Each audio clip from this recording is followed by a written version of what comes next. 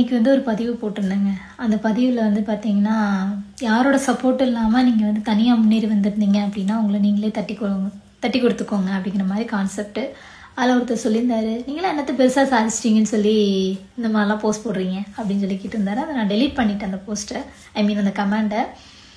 நான் ஒன்று சொல்லட்டுமா? நான் சம்பாதிச்சதோ இல்லை நான் சொத்து சேர்த்ததோ இப்போ நான் இருக்கிற ஃபீல்டோ எனக்கு அதெல்லாம் முக்கியம் கிடையாது. அழகான வாழ்க்கையை வாழ்ந்துட்டுருக்கேன், சந்தோஷமாக வாழ்ந்துட்டுருக்கேன். என்னோடய கணவரோட என் குடும்பத்தோட அவ்வளோ அழகாக நான் வாழ்ந்துட்டுருக்கேன். அதுதாங்க நான் சாதிச்சதில் ஒரு பெரிய விஷயம். அதாவது அதை பார்க்கும்போது, அந்த போஸ்டர் பார்க்கும்போது எல்லாருக்குமே தெரிஞ்ச விஷயம்னா நல்லா செட்டில் ஆகிட்டாங்க அந்த மாதிரி.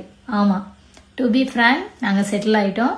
மனசெலவில் நிறைய கசப்பான விஷயங்கள் இருந்தது, நிறைய நல்ல விஷயங்கள் இருந்தது. இதில் நிறைய பேர் இடையில பூந்தாங்க.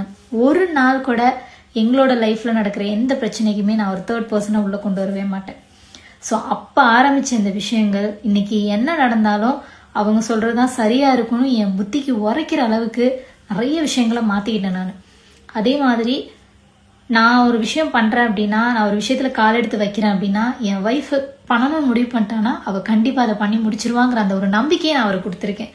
ஸோ இன்றைக்கி வந்துட்டு என்னை விட்டுட்டு ஒரு வருஷம் போயிட்டு அவர் வெளியில் எங்கேயா டியூட்டிக்கு போயிட்டா கூட என் ஒய்ஃப் இருந்து பத்திரமா என் குடும்பத்தை பார்த்துக்குவா. அந்த ஒரு நம்பிக்கையை நான் வளர்த்து கொடுத்துட்டேன். அதே மாதிரி தான் நாளைக்கு வந்து எனக்கு ஏதாவது உடம்பு சரியில்லை அப்படின்னா இந்த பிஸ்னஸையோ இல்லை இந்த ஃபேமிலியோ வந்துட்டு அவர் கரெக்டாக கொண்டு போவார் அப்படிங்கிற அந்த நம்பிக்கையை அவர் எனக்கு கொடுத்துட்டாரு. ஸோ இதுவே நாங்கள் வந்து சாதிச்சது தாங்க, பெரிய ஒரு விஷயம்தான். ஆனால் எத்தனை பேருக்கு இந்த மாதிரி அமையும் சொல்லுங்கள்? ஏன்னா நிறைய போட்டி, பொறாமை, சந்தேகம், அது இதுன்னு சொல்லிட்டு ஆரம்பத்திலேயே வந்து நிறைய பிரச்சனைகள் நடக்கும்போதே பொறுமையாக இல்லாமல் பிடிங்கிட்டு போனதெல்லாம் இருக்குது. ஆனால் அந்த இடத்துல நாங்கள் பொறுமையாக இருந்து இன்றைக்கி என்ன பண்ணாலும் நாங்கள் 2 பேரும் ஒன்றா சேர்ந்து பண்ணி இன்றைக்கி நிறைய நல்ல விஷயங்கள் பண்ணிகிட்ருக்கோம். எங்களுக்குள்ள ஒரு ஹாப்பினஸ் நிறைய இருந்துகிட்ருக்கு. ஸோ இதை விட நான் பெருசாக சாதிச்சது ஒன்றும் கிடையாதுங்க. நம்ம வந்து எவ்வளோ வந்து பொண்ணுங்க எல்லாருமே வந்து பார்த்திங்கன்னா நிறைய வெளியிலலாம் போய் சம்பாதிப்பாங்க, நிறைய அவார்ட்ஸ் வாங்குவாங்க. அதெல்லாம் வந்து பயங்கர பெருமையாக இருக்கும். அதெல்லாம் வேஸ்ட்டு. அதெல்லாம் அப்பப்போ அவன் வந்துட்டு பாராட்டிட்டு போயிடுவான்.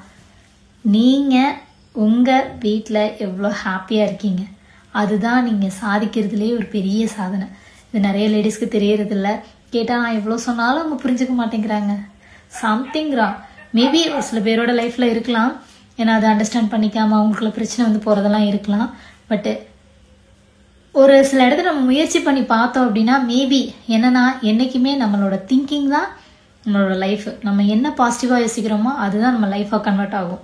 ஸோ அந்த இடத்துல இவங்கிட்ட சொல்கிறது வேஸ்ட்டு, இவங்கிட்ட சொல்கிறது வேஸ்ட்டுன்னு நீங்கள் முடிவு எடுத்துட்டீங்க அப்படின்னா அங்கே ஒன்றுமே பண்ண முடியாது.